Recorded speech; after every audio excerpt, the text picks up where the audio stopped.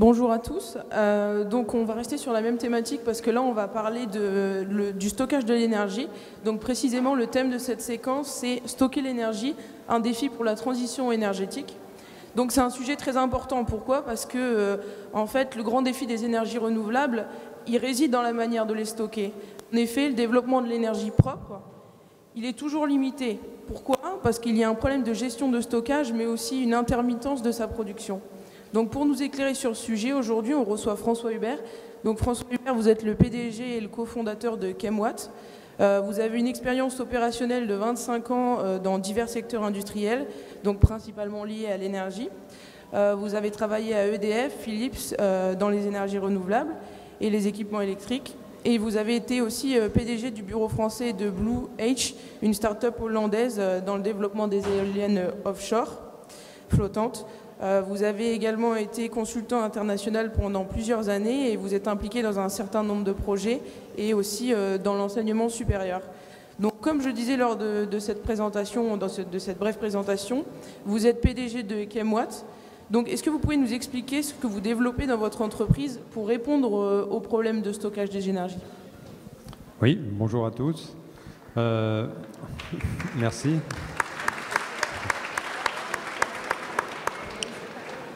Donc Chemwatt, c'est une start-up qui développe une technologie de stockage d'énergie qui est typiquement destinée aux énergies renouvelables. Alors c'est des batteries un peu particulières.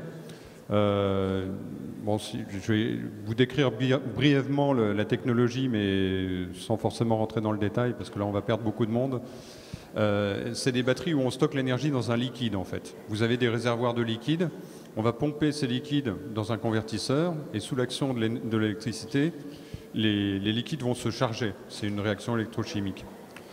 Alors ça a quelques avantages. Le premier avantage, c'est qu'on peut stocker des grandes quantités d'énergie dans ces liquides. Le deuxième avantage, c'est que les réactions ont lieu uniquement dans le liquide. Elles n'ont pas lieu avec les électrodes. Donc la conséquence de ça, c'est que c'est des batteries qui vont durer très très longtemps. Donc c'est des batteries, quand vous imaginez des batteries au plomb ou des batteries lithium, au bout d'un moment il faut les changer. Ces batteries-là, on ne va pas les changer en fait. On va les brancher sur des panneaux solaires ou sur des éoliennes. Et puis elles vont durer aussi longtemps que les panneaux solaires ou les éoliennes. Un dernier avantage qui est lié spécifiquement à la technologie qu'on développe, et là on est quand même sur une chimie avancée, on est les seuls au monde à avoir des batteries de taille industrielle dans ce domaine-là avec des électrolytes biodégradables. Donc dans certains segments de marché du stockage, imaginez par exemple l'électrification de villages en Afrique, ça peut vous paraître anecdotique, mais il y a plus d'1 milliard de personnes sur la planète qui n'ont pas accès à l'énergie du tout.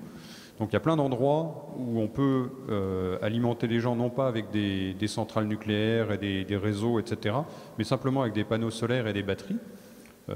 Et donc dans ces endroits-là, l'idée d'avoir des électrolytes biodégradables, c'est vraiment un avantage par rapport à des batteries au plomb, par exemple, dans des pays où il n'y a aucune filière de recyclage, par exemple, de ces métaux-là.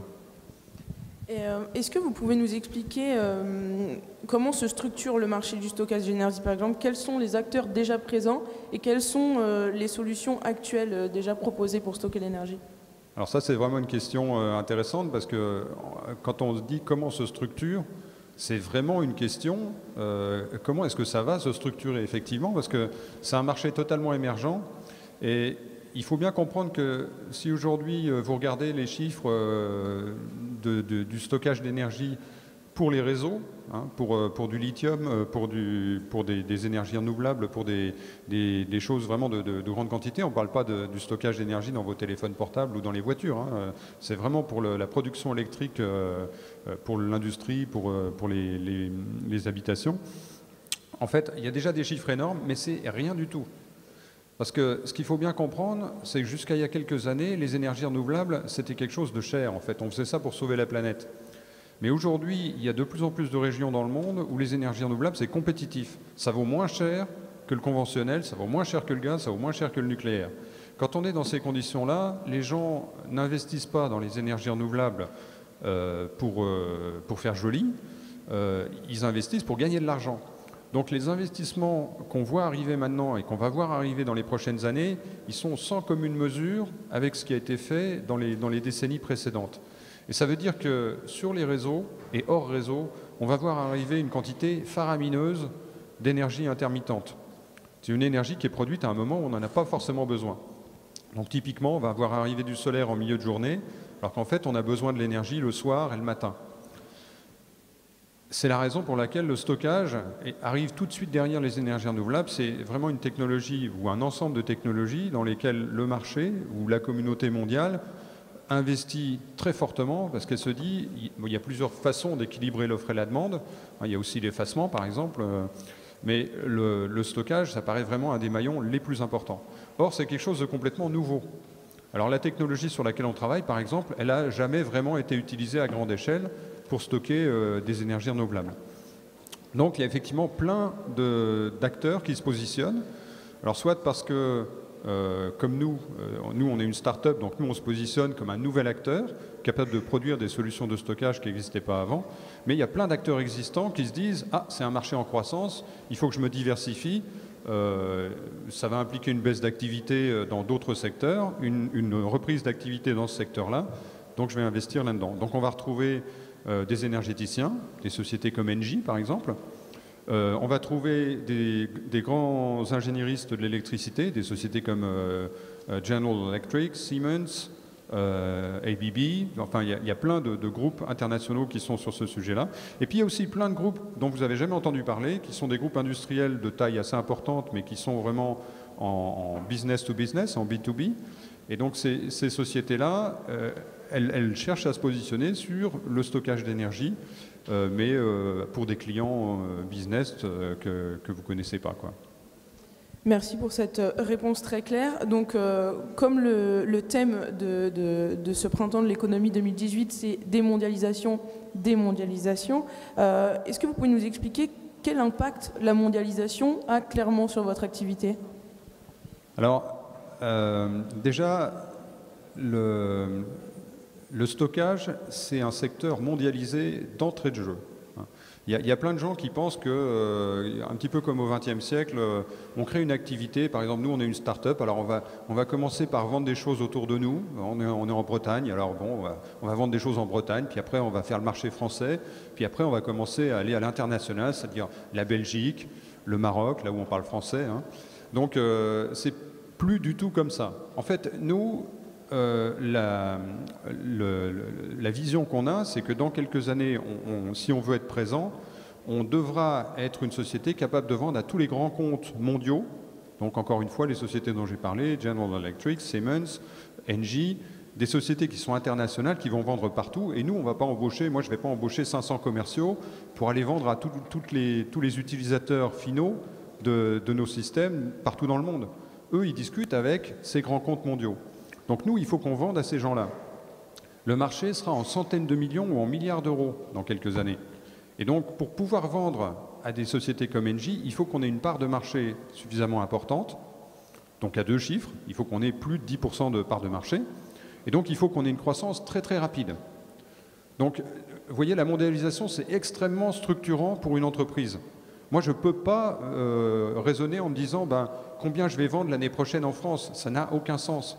Moi, je raisonne en me disant, dans quelques années, si je suis toujours vivant, en tant qu'entreprise, en tant qu'individu, il faudra impérativement que j'ai un chiffre d'affaires en dizaines de millions d'euros et que j'ai des relations privilégiées avec des grandes sociétés mondiales. Donc, tous les gens de mon équipe, on est une dizaine, hein, tous les gens de mon équipe parlent anglais, même les techniciens. La plupart ont travaillé ou fait des études à l'international. Et quand on a commencé la société en 2014, on a commencé tout de suite à discuter avec des grandes sociétés mondiales. On n'avait rien, on avait une preuve de concept sur une table, mais on leur a dit, voilà, vous êtes intéressés dans le stockage, nous on a une technologie innovante, voilà notre feuille de route, dans 2 ans on aura fait ça, dans 3 ans on aura fait ça, où est-ce que vous en serez vous? Et puis co-développons ensemble. Dans un marché émergent aussi, un autre exemple, on co-développe. On ne peut pas arriver avec une solution en disant, voilà, on a fait ça pour vous. On est obligé de comprendre ce que les autres vont faire. Eux, ils sont obligés de comprendre comment fonctionne notre technologie. et on fait des expérimentations ensemble. On ne peut pas tout prévoir et tout modéliser. Il faut vraiment expérimenter ensemble pour construire les solutions qui vont permettre d'alimenter, encore une fois, des villages ou d'équilibrer la charge sur les réseaux européens. Donc c'est très très structurant. La mondialisation fonctionne de façon mécanique. Ce n'est pas des concepts, ce n'est pas des envies ou des idéologies. C'est des choses très très simples. Si vous voulez vendre quelque chose sur le marché mondial, il faut vous y prendre d'une certaine manière. C'est comme la grande distribution. Vous ne pouvez pas aller vendre 500 kilos de pommes à Carrefour. Carrefour, il achète 10 000 tonnes de pommes. Donc vous êtes obligé d'être structuré pour répondre à la demande de ceux qui alimentent les marchés de la planète. Donc en effet, on comprend bien que la mondialisation impacte réellement votre activité, mais dans le sens inverse, est-ce que votre activité a un effet sur la mondialisation? Alors, il y a des effets sur la mondialisation qui sont totalement inattendus. En fait, où c'est pareil, la plupart des parties prenantes ne se rendent pas compte de l'impact de certaines choses. Jusqu'à présent, si vous allez par exemple aux États-Unis, vous regardez le National Mall à Washington, en face du Congrès, vous ne voyez pas la Maison Blanche. La Maison Blanche, elle est sur le côté dans un coin. Mais vous avez le ministère de l'Énergie, the Department of Energy, il est sur le National Mall. Et c'est comme ça dans tous les pays. Il y a toujours un ministère de l'Énergie. Il y a une bonne raison pour ça, une raison tout à fait logique et pertinente, c'est que jusqu'à présent, l'énergie, c'était quelque chose de centralisé. Vous aviez des grandes centrales qui alimentent des grandes villes et accessoirement le reste du territoire. Il faut se rappeler qu'on est dans un monde qui est de plus en plus urbanisé, donc on est surtout sur des échanges comme ça, des centrales qui alimentent des grandes villes, un réseau, et c'est très difficile de laisser le marché organiser tout ça comme il veut. C'est toujours réglementé, régulé par le gouvernement, parce que c'est très difficile de garantir la pérennité de service, de garantir la sécurité, même si c'est quelque chose d'évidemment complètement stratégique pour un pays. Si vous regardez l'eau ou les déchets, ce n'est pas la même chose. En fait, vous avez une ville de taille moyenne, elle a sa propre régie de gestion d'eau, elle a son usine d'incinération de déchets, elle a sa société pour aller récupérer les déchets. Donc ça, ce n'est pas le gouvernement qui décide, il n'y a pas un ministre de la gestion des déchets. Avec l'énergie renouvelable, on peut imaginer des modèles comme ça. Alors, on ne peut pas imaginer un modèle, enfin on peut l'imaginer, mais c'est difficile de mettre en œuvre un modèle où, avec des énergies renouvelables, avec des panneaux solaires, on va alimenter Paris. Ça, c'est compliqué. Mais déjà, tout de suite, sur le territoire français, il y a des endroits, alors il y en a en Bretagne, il y a des endroits où les gens ont décidé que, eux, ça serait de l'énergie renouvelable. Et donc, c'est des petites communes, ils ont des panneaux solaires, des éoliennes, et ils ne sont pas autonomes parce qu'ils sont connectés au réseau, mais ils produisent suffisamment d'énergie pour leur consommation. Alors après, ils l'échangent avec le réseau pour gérer l'intermittence, mais en réalité, c'est ce qu'on appelle des territoires à énergie positive, avec aussi de la méthanisation, enfin des différents systèmes. Ils produisent plus d'énergie qu'ils n'en utilisent. On peut très bien imaginer, avec du stockage, qu'on puisse se déconnecter du réseau. C'est-à-dire que vous pouvez avoir une collectivité, jusqu'à des tailles relativement importantes, qui va produire son énergie, et qui ne va pas forcément être connecté au réseau. Et en Afrique, vous l'avez directement, ou en Asie du Sud-Est, vous avez des îles ou des villages qui produisent leur propre énergie et qui la stockent et qui n'ont pas besoin du gouvernement central pour quoi que ce soit. Donc, vous avez la possibilité de retirer presque un pouvoir régalien au gouvernement.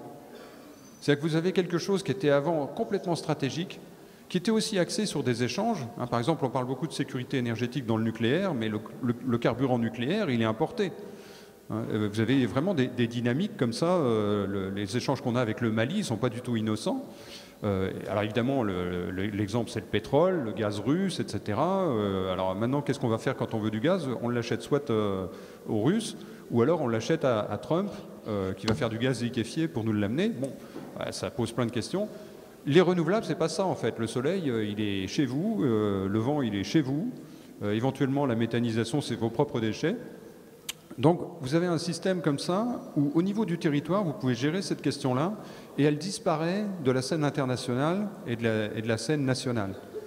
Et donc ça, c'est une transformation profonde parce que l'énergie, c'est une des pires sources de tension internationale dans le monde. Si vous l'enlevez tout d'un coup, vous avez une sorte d'apaisement de la scène internationale. Donc c'est ce type d'aspect qu'il faut imaginer. dans la mise en place du stockage. Le stockage est un des éléments qui vont permettre d'arriver à ce type de situation. Mais encore une fois, juste, là ce que je vous dis c'est très lyrique, hein. Il faut quand même se souvenir qu'alimenter des grandes villes avec des énergies renouvelables, c'est quand même compliqué, hein. Donc c'est une tendance, c'est une transition, mais on n'y sera pas demain matin quand même.